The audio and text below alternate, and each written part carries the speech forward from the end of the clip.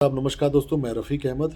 दोस्तों, पिछले कुछ दिनों से मैं तो कहूँगा कुछ हफ्तों से लगातार आप देख रहे होंगे जो ख़बरों का जो ट्रेंड है, जो ख़बर दिखाने का ट्रेंड है, वो कहीं न कहीं मुस्लिम और इस्लाम से संबंधित चीज़ों पर ज़्यादा केंद्रित है। मेरा सवाल है कि आखिर क्या ऐसी चीज़ है जिसको सरकार छुपाना चाहती है? ऐसी कौन-सी ऐसी बात है जिसको मीडिया जिस पे बात नहीं करना चाहती? आखिर कौन-सी ऐसी चीज़ है जिस पे मीडिया नहीं चाहती कि जनता उस पर ध्यान दे? भारत की जो आबादी है उसमें जो इस्लाम के मानने वाले, जो क्रिश्चियन को मानने वाले, जो दलित, जो कोई भी इस देश में रहता है वो आगे भी रहता आएगा। जो समस्याएं हैं वो अपनी जगह पर हैं, लेकिन पिछले कुछ हफ्तों से लगातार जिस तरीके से ये मुसलमानों से जुड़ी हुई चीज़ें या दंगा फसाद या कुछ ऐसी चीज़ें जो कहीं ना कहीं डायरेक्टली या इनडायरेक्टली मुसलमानों से जुड़ी हुई हैं, वो आखिर मीडिया क्यों इस तरह से दिखा रही है? आखिर अचानक से इनका कौन सा ऐसा पर्पस सिद्ध हो रहा है जिसकी वजह से मीडिया में कोई दूसरी बातें नहीं हो रही है? जहाँ देखो डिबेट हो रही है, जहाँ देखो पोस्ट हो रहे हैं, जहाँ देखो उसी पर बात हो रही है। नेता हैं, कभी खाने पर, कभी कपड़े पर, कभी स्कूल के मामले पर, न जाने क्या क्या बकवास की चीज़ें उस पर बहस कर रहे हैं। कभी आपने गौर किया कि आखिर किस चीज़ों पर हम बात कर रहे हैं? देखिए, जो सरकार आई है 2014 से, जब से आई है आपने किसानों से संबंधित एक भी मामला नहीं देखा होगा। इसका मतलब ये नहीं कि किसानों की समस्या का समाधान निकल गया है। हर साल सैकड़ों की संख्या में किसान आत्महत्या किया करते थे, लेकिन बीजेपी की सरकार जब से आई है उस आत्महत्या की जो आंकड़े हैं उसको दिखाना बंद कर दिया गया है।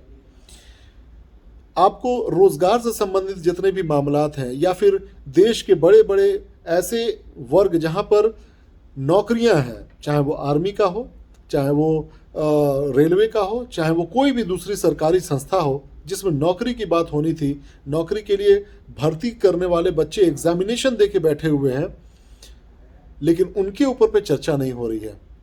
आपको लग रहा होगा कि मैं वही बातें कर रहा हूँ, घिसी पीटी बातें, क्या नौकरी, क्या खाना पीना अभी ज़रूरी है देश में, धर्म की जो बातें हो रही हैं।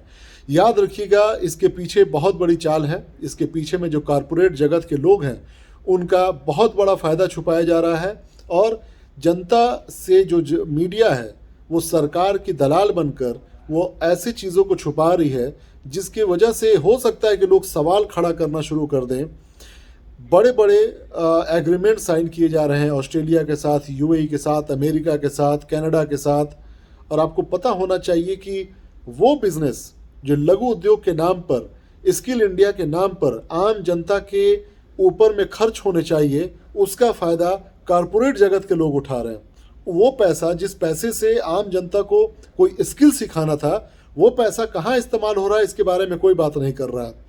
अलग अलग मद के पैसे आते थे लोगों को रोजगार क्रिएट करने के लिए, लघु उद्योग लगाने के लिए, कुटीर उद्योग लगाने के लिए। जो ऑलरेडी उद्योग कर रहे हैं उनके उद्योग को बेहतर बनाने के लिए कई ऐसे फंड है सरकार के जिस पर बात होनी चाहिए थी, लेकिन वो पैसा को डाइवर्ट कहीं और किया जा रहा है। और याद रखिएगा, ये माहौल ऐसा हमेशा नहीं रहेगा। आज हिंदू मुसलमान की बात हो रही है, आज पर्व की बात हो रही है, आज जुलूस की, रैली की बात हो रही है। एक नया ड्रामा शुरू हुआ है कि एक घर में अगर कोई बदमाश है तो उसके पूरे घर को तोड़ दो, और न्यायपालिका बिल्कुल मुंह ताक रही है। ये आपको लग रहा है कि ज़्यादती चाहे वो किसी के साथ में हो। अभी अभी 1 घंटा पहले एक सचिन नाम के शख्स के घर को तोड़ दिया गया क्योंकि उसने सरकार के ऊपर सवाल किया था फेसबुक के ज़रिए शिवराज सिंह चौहान के सरकार पर। तो अगर ऐसी ज्यादती होगी तो इस पर लोग सवाल नहीं कर पाएंगे, क्योंकि आपको हिंदू मुसलमान के डिबेट में अटका के रखा जा रहा है, इसी में आपको फंसा के रखा जा रहा है। मुसलमान, हिंदू, सिख, ईसाई ये एक समाज के हिस्से हैं और इसको कोई ख़त्म नहीं कर सकता है। तनाव ज़रूर पैदा किया जा सकता है, उस तनाव से वोट ज़रूर लिया जा सकता है, लेकिन अगर कोई ये सपना देख रहा है कि दोबारा से भारत का विभाजन होगा और एक समुदाय इस देश को छोड़ के अलग हट जाएगा, या कुछ ऐसे मानसिक रोगी हैं जो अभी अभी देखिए खबर में एक बात आई है कि संघ प्रचारक जो है मोहन भागवत, वो कह रहे हैं कि अखंड भारत की हम को देख कर जाएंगे। शायद वो अपनी उम्र की बात कर रहे होंगे, लेकिन मेरा ये कहने का सवाल है, मैं खुद चाहता हूँ कि भारत एक मजबूत देश बने, भारत एक सेल्फ डिपेंडेंट कंट्री बने, भारत अब मैं एक दो पॉइंट पर भी ये भी कहना चाहता हूँ कि भारत का कुछ स्टैंड अभी की तारीख में 2 दिन 3 दिन पहले जयशंकर जी जो यूएन में भारत के प्रतिनिधि हैं, उनका कुछ बेहतरीन अभी 2+2 जो प्रतिनिधित्व वाला एग्रीमेंट हुआ है अमेरिका के साथ में, जिसमें राजनाथ सिंह भी गए हुए थे और एक हमारा यूएन के जो रिप्रेजेंटेटिव, वो बहुत अच्छा उन्होंने जवाब दिया अमेरिका को।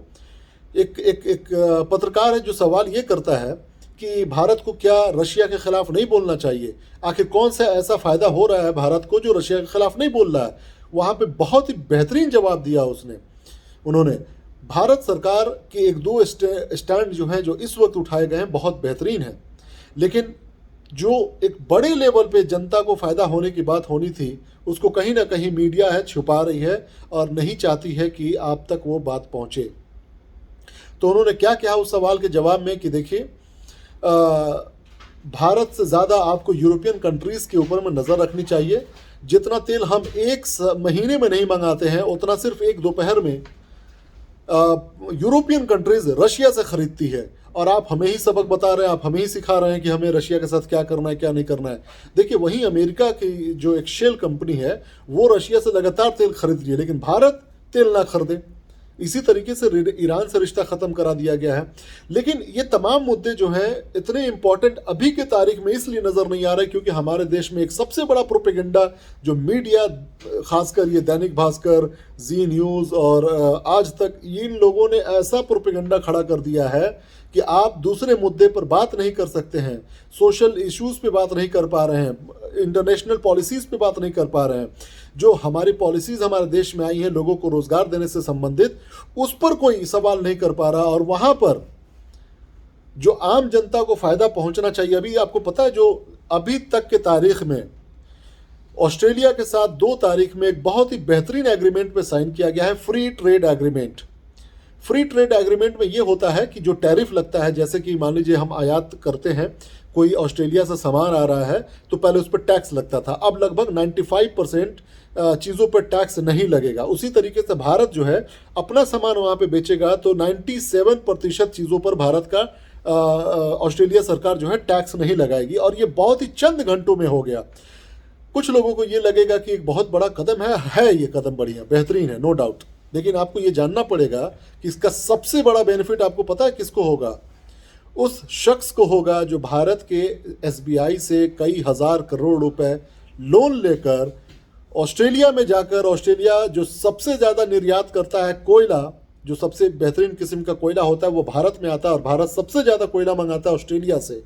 और वो ऑस्ट्रेलिया का जो कोयला है वो कौन ओन करता है पता है आपको? अडानी साहब करते हैं। बहुत सारी कहानियां हैं दोस्तों, आपको अगर अंदर की बातें पता चल जाए ना, आप ये हिंदू मुसलमान वाले ड्रामे से 1 सेकंड नहीं लगेगा हटते हुए। लेकिन अफसोस की बात, हमारे पास नॉलेज की कमी है, इन्फॉर्मेशन की कमी है, और यही वजह है कि ये जितने भी दलाल किस्म के पत्रकार हैं, नेता हैं, वो आपको उलझाए रहते हैं धर्म की चीज़ों में। खैर, अगर अवेयरनेस नहीं होगा तो याद रखिएगा ऐसे ही बकवास होती रहेगी और कोई कहीं नहीं जाने वाला। याद रखिए, आज नहीं, आज से 1000 साल तक कोई भी कहीं नहीं जाने वाला है, याद रखिएगा।